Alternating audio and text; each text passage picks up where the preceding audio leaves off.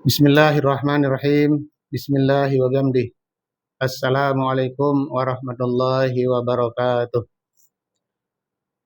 Pemirsa, shaimin, shaimat yang dimuliakan oleh Allah Subhanahu wa taala di mana saja berada. Kali ini saya akan sampaikan sekelumit atau sedikit tentang berpuasa pada bulan Ramadan, di mana di sini saya akan berikan judul hikmah di balik lapar saat pada bulan suci Ramadan. Kaum muslimin, shaimin, shaimat yang berbahagia, pertama-tama puji syukur yang tiada hingganya kita panjatkan pada Allah Subhanahu wa taala karena pada sore hari ini kita masih dapat melaksanakan salah satu kewajiban kita, yaitu pada bulan suci Ramadan. Sekaligus kita melaksanakan puasa pada bulan suci Ramadan. Kecuali itu, dengan judul yang saya berikan tadi terdapat ada 3 dimensi, yaitu dimensi spiritual, dimensi sosial, dan dimensi kesehatan. Tapi sebelum itu, sebelum kita ke dimensi ini, mari kita lihat dulu secara histori puasa itu sendiri, sehingga nanti kita punya sebuah konklusi apa di balik lapar kita berpuasa itu. Kaum muslimin, shaimin, shaimat yang dimuliakan oleh Allah Subhanahu wa taala. Pertama, dari segi arti, di mana puasa itu berasal dari kata Ramadhana, yaitu membakar, hari yang panas atau membakar. Kenapa diartikan demikian? Ya, kita ke histori, baru menyambung kepada arti daripada puasa itu sendiri. Dari segi histori, puasa itu diwajibkan kepada kaum muslimin pada tahun kedua Hijrah, di mana pada saat itu sedang panas terik matahari, sehingga orang berpuasa itu disebut membakar noda-noda dan dosa yang sudah terlanjur kita laksanakan pada bulan-bulan sebelumnya. Jadi itu sebabnya diartikan membakar Ramadan itu, karena diwajibkan pada bulan yang waktu itu sedang panas terik matahari di Jazirah Arab. Kemudian yang kedua, siapa saja yang dibebankan puasa bulan Ramadan ini? Di sini sudah jelas seperti yang tertuang di surah Al-Baqarah ayat 183 sebagai dalil utama tentang kewajiban melaksanakan puasa pada bulan suci Ramadan, di mana ayat itu diawali dengan Bismillahirrahmanirrahim. Ya ayyuhalladzina amanu. Jadi, hai orang-orang yang beriman.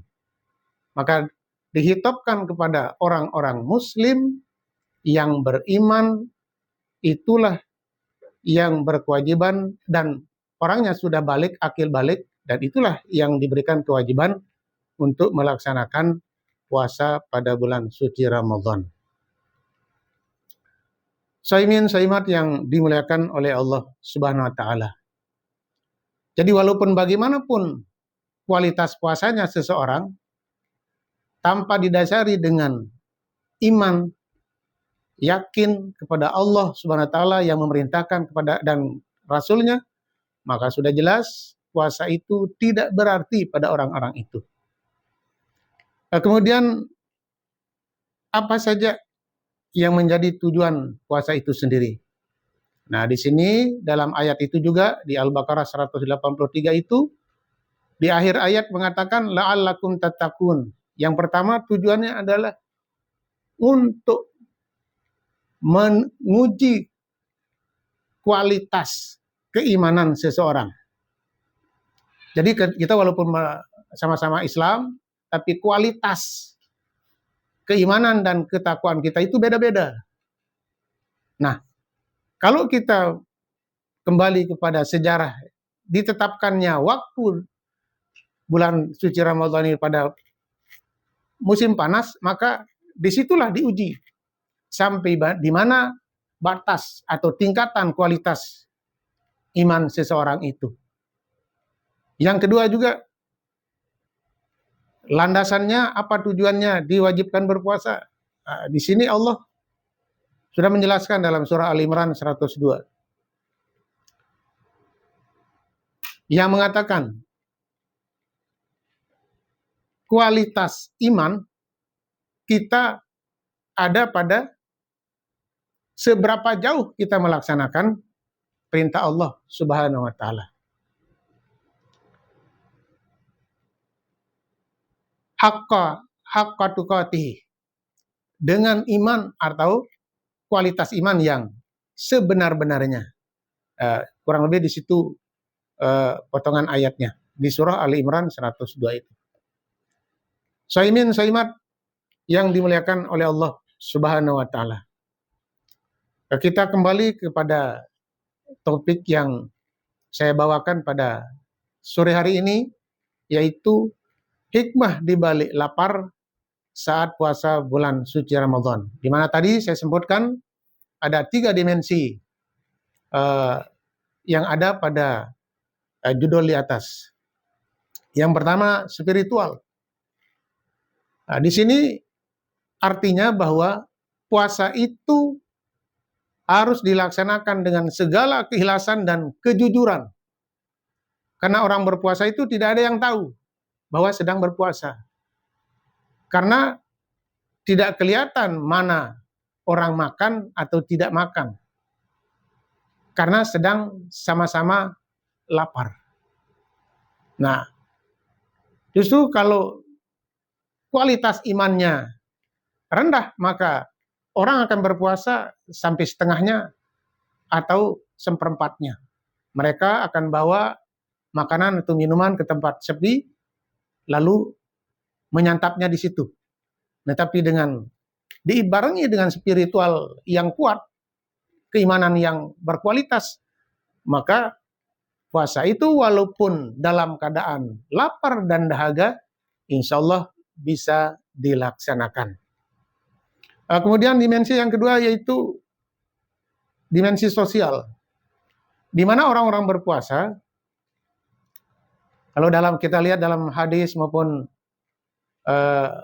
pendapat-pendapat para ulama, bahwa berpuasa itu dilaksanakan berbuka puasa bersama-sama. Kemudian sama-sama merasakan lapar, sama-sama ada perhatian yang lebih baik dari seseorang yang imannya berkualitas kepada orang lain karena dalam keadaan lapar. Sehingga sosial kita itu merasa lebih tinggi, lebih peduli dengan orang lain, dan merasakan seperti apa orang lapar, orang kekurangan ketika tidak pada bulan Ramadan. Nah, maka dimensi yang kedua ini tepat sekali adalah dimensi sosial, di mana kita lebih peduli kepada orang lain karena sama-sama merasakan lapar itu. Kemudian yang terakhir,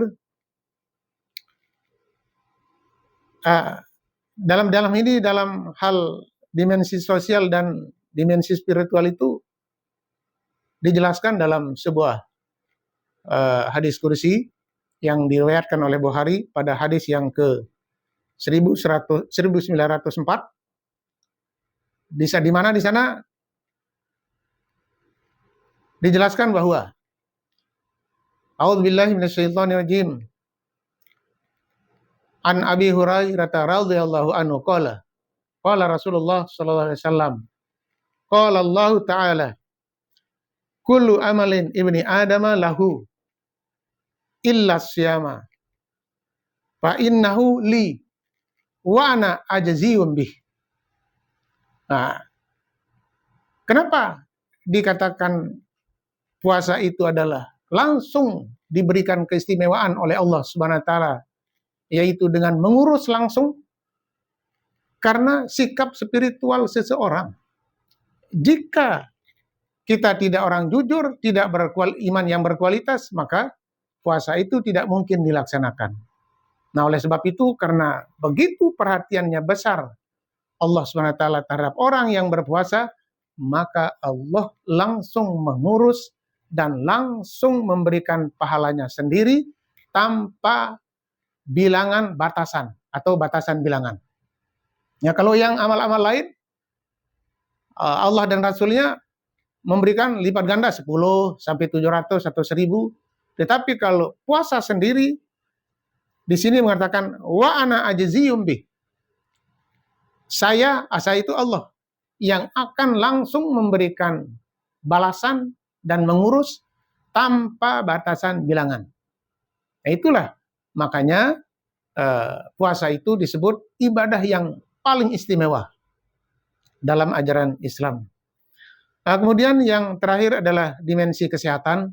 Nah, kalau di sini saya tidak bisa panjang lebar menjelaskan, karena para ilmuwan yang sudah mengadakan eksperimen lah, yang lebih tahu seperti apa pengaruh puasa itu terhadap kesehatan kita. Yang jelas, para ilmuwan punya sebuah konklusi bahwa puasa adalah mencegah berbagai macam penyakit yang ada pada tubuh kita. Tetapi ini tidak harus didasari dengan pelaksanaan itu ikhlas, jujur, bahwa itu adalah perintah Allah dan Rasul-Nya. Baru akan merasakan seperti apa dimensi kesehatan ini pada diri seseorang. Seperti yang saya alami sendiri. Saya ini adalah orang yang punya penyakit, ada riwayat penyakit dari dokter, itu penyakit MAH. Nah, ketika saya berpuasa, MAH itu tidak terasa. Kalau saya buktikan pada hari-hari lain sampai jam 7 itu belum sarapan, saya sudah menggigil. Nah, tetapi kalau ketika berpuasa, sampai berbuka puasa pun tidak terlalu terasa lapar itu. Nah, itu makanya saya bilang berani mengatakan bahwa dimensi kesehatan ini sangat berpengaruh terhadap kesehatan kita bagi orang yang berpuasa. Shaimin Shaimat yang berbahagia, ya, mungkin hanya ini yang bisa saya sampaikan. Kurang lebih mohon maaf. Kalaupun ada yang salah, itu mungkin sebuah kebodohan bagi saya. Tetapi kalau itu benar, yang saya sampaikan itu adalah berasal dari Allah dan Rasul-Nya.